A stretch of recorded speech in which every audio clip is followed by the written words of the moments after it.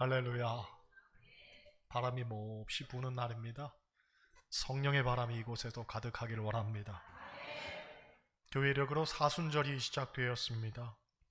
사순절이란 부활절을 준비하는 40일간의 절기로 예수 그리스도의 고난과 십자가를 묵상하며 그분을 따르는 삶을 더욱 실천하는 기간을 말합니다.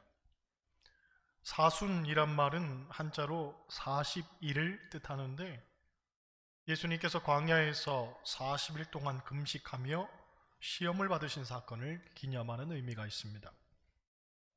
때문에 특별히 사순절을 맞아 오늘은 십자가에 대한 이야기를 좀 하려고 합니다. 본문은 이렇게 시작합니다.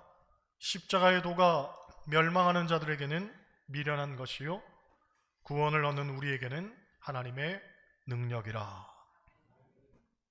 여기서 먼저 십자가의 도를 말하는데 이것은 예수 그리스도의 십자가 사건이 담고 있는 하나님의 구원 방법과 복음의 핵심적 의미를 상징하는 것으로서 크게 세 가지로 요약할 수 있습니다. 첫째, 예수 그리스도의 대속적 죽음입니다.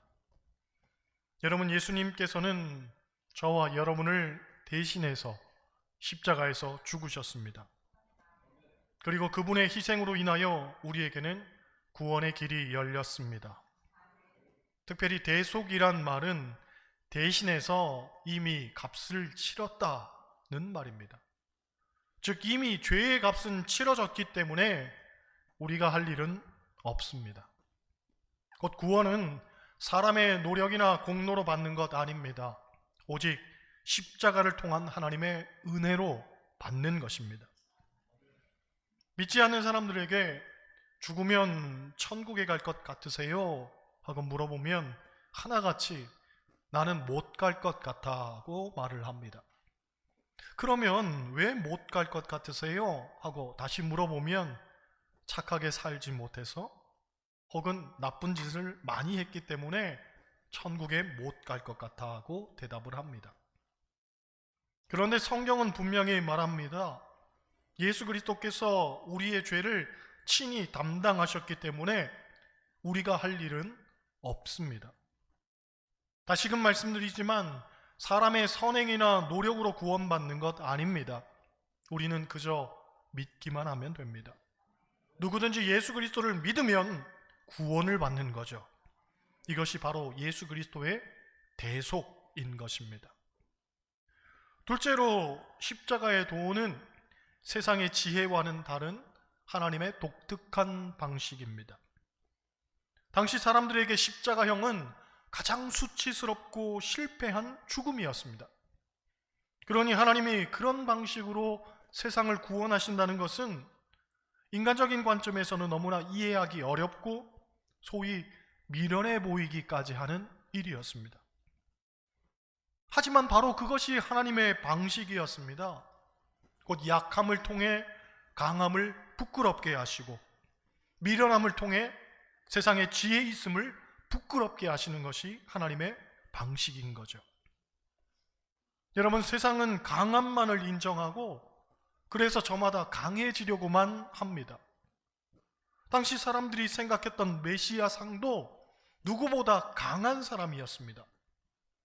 하지만 하나님은 오히려 가장 약해지는 십자가의 자리로 예수님을 보내셨습니다. 그리고 그 십자가에서 정말 무기력하게 죽게 하셨죠.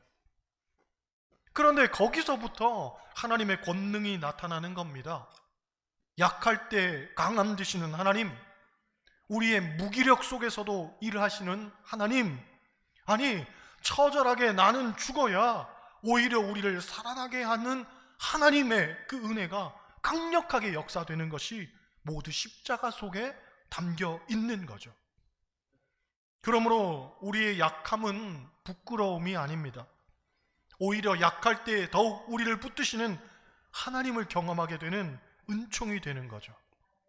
그러니 여러분, 강해지려 하지 마시기 바랍니다. 오히려 약해지려고 해야 합니다. 나의 미련함과 나의 연약함과 나의 보잘것없음을 자꾸 하나님 앞에 고백해야만 오히려 강하고 온전한 신앙생활을 할 수가 있는 거죠. 할렐루야. 십자가의 도가 의미하는 세 번째는 결국 사랑은 희생을 통과한다는 사실입니다. 여러분, 십자가는 단순한 고난이 아니라 사랑의 선택이었습니다. 그것도 억지로 당한 패배가 아니라 끝까지 사랑하기로 한, 그래서 결국은 사망까지도 이겨낸 놀라운 승리였습니다. 생각해보면 십자가가 없이는 사망을 이길 수가 없습니다. 즉, 아무리 사람이 희생을 해도 이 죽음을 뛰어넘기는 어렵습니다. 그러니 십자가가 없었다면 사망은 여전히 죄의 왕노릇을 하면서 우리에게 공포와 위협을 가하고 있었을 겁니다. 하지만 우리에게는 십자가가 주어졌습니다. 곧 죽음을 뛰어넘는 권세가 생겼습니다. 그래서 당당히 외칠 수 있죠. 사망아, 너의 승리가 어디 있느냐? 사망아, 내가 쏘는 것이 어디 있느냐? 사망이 쏘는 것은 죄요, 죄의 권능은 율법이라 우리 주 예수 그리스도로 말미암아 우리에게 승리를 주시는 하나님께 감사하노라. 할렐루야. 십자가를 통해서 우리에게 승리를 주시는 하나님께 감사해야 된다는 거죠. 진보적인 신학자들 가운데에는 십자가도 또 하나의 우상이 아니겠느냐 하고 말을 하는 분들이 있습니다. 그래서 십자가 없는 기독교, 십자가 없는 예수 그리스도를 주장하기도 합니다. 그러나 아닙니다. 십자가는 기독교의 중심이고 핵심입니다. 십자가가 없다면 그것은 기독교가 아니라고 해도 과언이 아니죠. 기독교는 영광만을 말하지 않습니다. 기독교의 영광은 언제나 먼저 죽는 것으로 시작됩니다. 십자가에서 내가 죽어야만 합니다. 내가 희생해야 합니다. 그래야 하나님의 영광 가운데 우리가 참여할 수가 있죠. 그런데 안타깝게도 십자가의 도는 누구나 쉽게 깨닫는 것이 아니라는 거죠. 특히나 멸망하는 자들에게는 꼭꼭 감춰져 있는데 22절을 보면 사도 바울은 멸망하는 자들로 유대인과 헬라인을 꼽습니다. 먼저 유대인들은 출애굽 시대부터 예수님께서 사역하실 때까지 끊임없는 이적과 표적을 보며 살아왔습니다. 그래서 그들의 종교 역시 표적을 통해서 성립되고 확립되었죠. 그러나 실질적으로 그때뿐이었습니다. 표적을 통해서 그들이 성장하고 성숙해지기보다는 또 다른 표적을 보기만 원했습니다. 곧 그들은 수많은 표적의 주인공들이었지만 실상은 그저 구경꾼에만 머물렀던 거죠. 그러다 보니 예수님께서 행하시는 이적과 표적을 보면서도 믿지를 못한 겁니다. 더구나 참 표적이신 예수님 자체를 알아보지 못했던 겁니다. 그런데 오늘날도 마찬가지입니다. 많은 사람들이 표적을 구합니다. 왜냐하면 표적과 신앙을 동일시하기 때문에 그렇죠. 쉽게 말하면 기적을 보면 내가 믿겠다는 거예요. 그러나 수많은 기적이 일어났었고 지금도 일어나고 있음에도 불구하고 그들이 믿습니까? 안 믿습니다. 여전히 또 다른 표적, 또 다른 기적, 그것만 요구하죠. 마태복음 12장을 보면 예수님께서 말씀하시기를 악하고 음란한 세대가 표적을 구하나 선지자 요나의 표적밖에는 보일 표적이 없느니라고 했습니다. 즉 표적이 우리의 신앙과 동일시될 수는 없다는 거예요. 다시 말해 표적이 문제가 아니라 믿음 없는 내 마음이 문제라는 거죠. 다음으로 헬라인들은 철학적인 지혜 속에서 만물의 근원을 발견하고 인생의 해결책을 찾으려 했습니다. 그래서 인간의 이성으로 설명할 수 없는 것들은 무조건 배격을 했죠. 그런 면에서 이 십자가와 부활의 사건은 사람의 지혜와 이성으로는 도저히 설명이 되지 않고 받아들일 수 없기 때문에 그들은 십자가의 도를 미련한 것으로 여겼던 겁니다. 하지만 25절 보겠습니다. 25절 같이 읽어요. 하나님의 어리석음이 사람보다 지혜롭고 하나님의 약하심이 사람보다 강하니라. 할렐루야. 할렐루야. 사람의 지혜와 이성이 아무리 높고 크다 해도 하나님께 비하면 아무것도 아니라는 거예요. 세상에는 사람의 지혜와 이성으로 설명할 수 없는 것들 얼마나 많습니까? 일례로 예수 믿는 사람을 박해하고 잡아 죽이던 사울이 하루아침에 예수 그리스도를 전하는 바울로 바뀝니다. 방탕하게 살던 어거스틴이 하루아침에 성자로 바뀝니다. 깡패 기믹두가 부흥사가 되어서 복음을 전하고 병든 자들을 고쳐주는 사람으로 바뀝니다.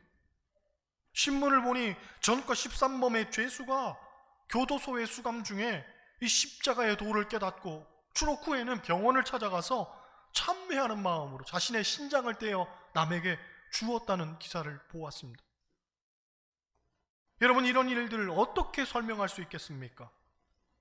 이것은 윤리의 힘도 아니고 도덕의 힘도 아닙니다.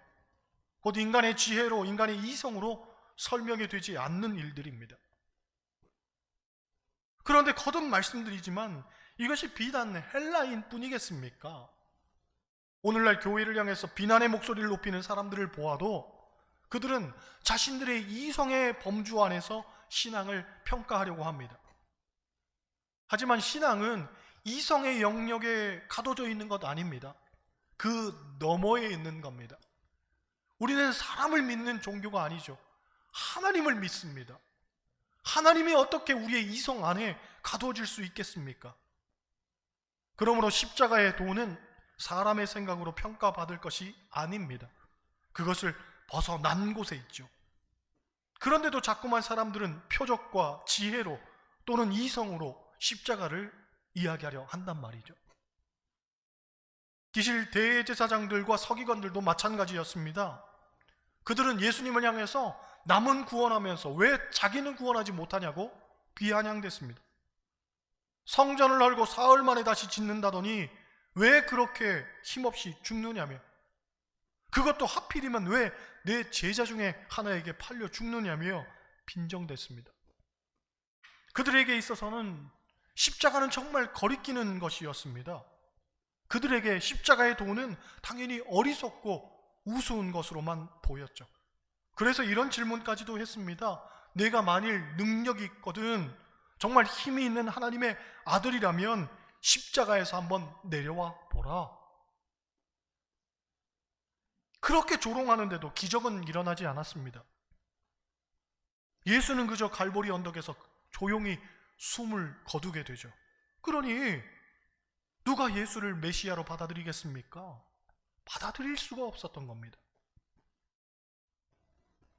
영화 배너를 보면 십자가에 대한 중요한 메시지가 나옵니다. 요컨대 십자가의 도를 깨닫는 것이 얼마나 어려운 일인가를 말하고 있죠. 내용은 이렇습니다. 예루살렘 마을에 벤허라는 사람이 살고 있었습니다.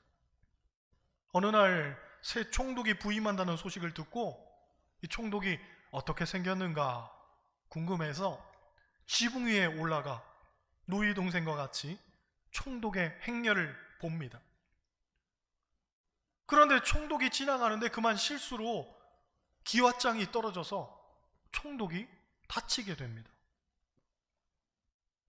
베너의 친구 중에는 메사라라는 사람이 있었는데 엄연히 그것이 실수인 것을 알면서도 자신이 출세하고 싶은 욕심에 베너가 일부러 기왓장을 떨어뜨렸다고 고발을 해서 베너를 체포하게 되죠. 공을 세우게 됩니다. 결국 베너는 재산이 몰수당하고 노이와 어머니는 어디론가 노예로 끌려가게 됩니다. 그도 역시 노예가 되어서 끌려가는데 노상에서 어떤 젊은 사나이가 갈증에 시달린 베너에게 물을 줍니다. 그 사람은 나사렛 목수 예수였습니다. 그것이 예수님과의 첫 번째 만남이었죠. 물을 얻어먹은 겁니다.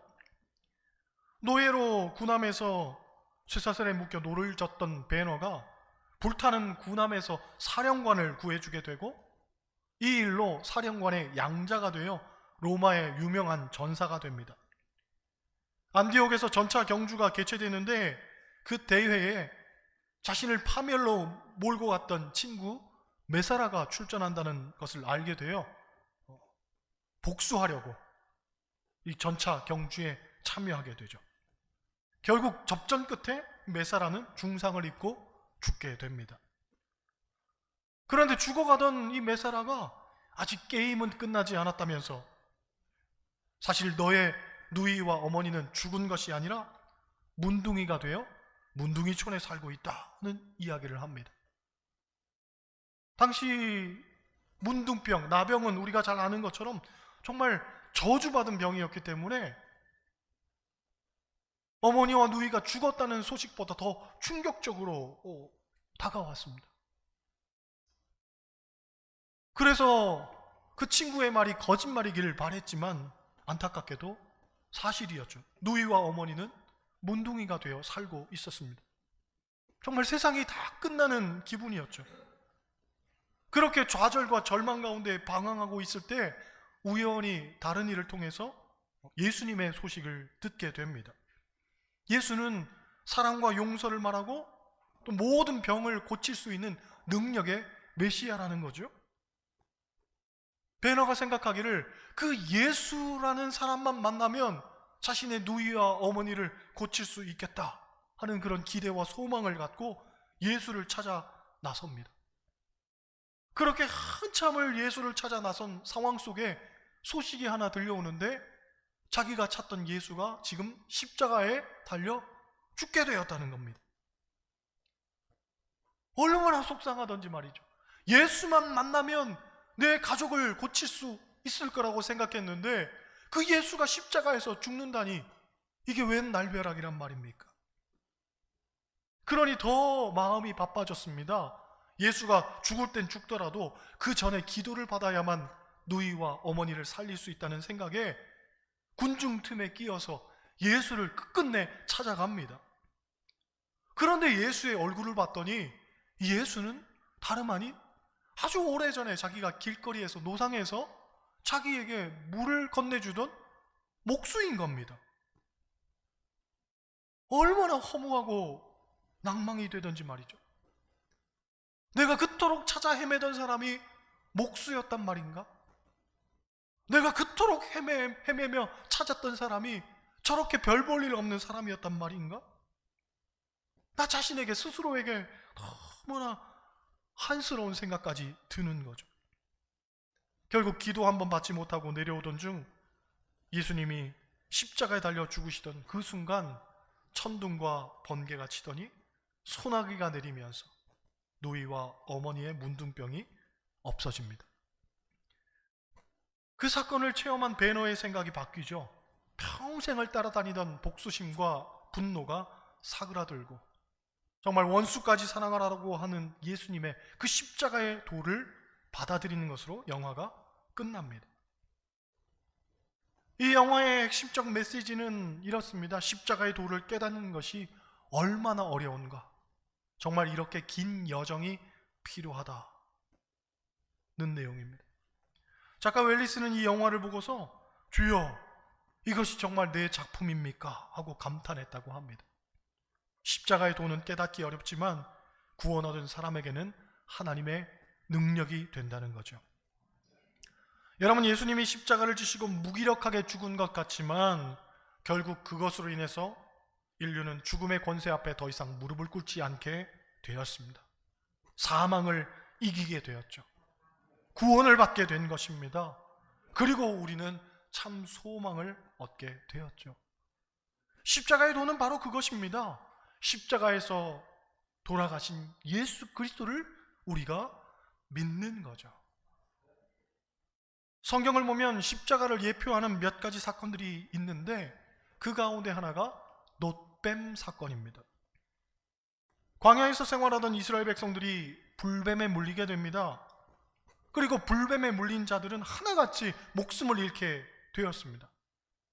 그때 하나님께서는 모세에게 놋뱀을 만들어 장대에 매달게 합니다.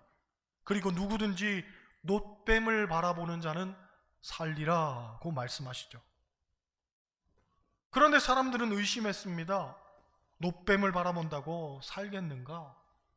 불뱀에 물렸으면 약을 바르던가 독을 빼내던가 수술을 하던가 뭔가 치료의 행위가 있어야지 단순히 그것을 본다고 살겠는가? 아니라고 생각한 거죠. 더 이성적이고 더 납득이 될 만한 그런 요구들을 사람들은 했습니다. 그런데 그렇게 말이 안 되는 일이라고 치부하면서 노뱀을 보지 않은 사람들은 그대로 죽었고, 믿음을 갖고 노뱀을 바라본 사람들은 살았습니다.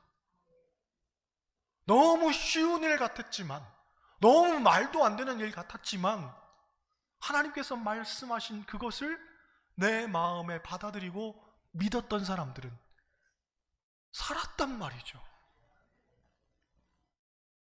바로 그것입니다. 십자가의 도가 이성과 지혜를 구하는 이들에게는 말이 안 되는 일이라 생각할 수 있겠지만, 성경은 분명히 말합니다.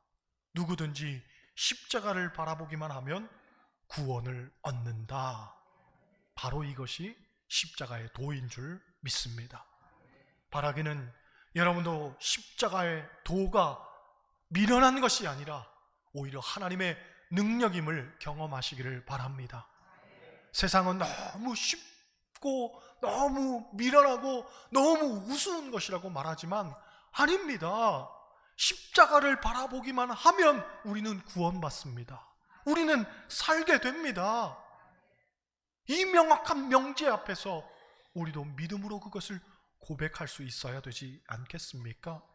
모쪼록 십자가의 도를 믿고 구원받는 저와 여러분들 다 되시기를 주님의 이름으로 간절히 축원합니다.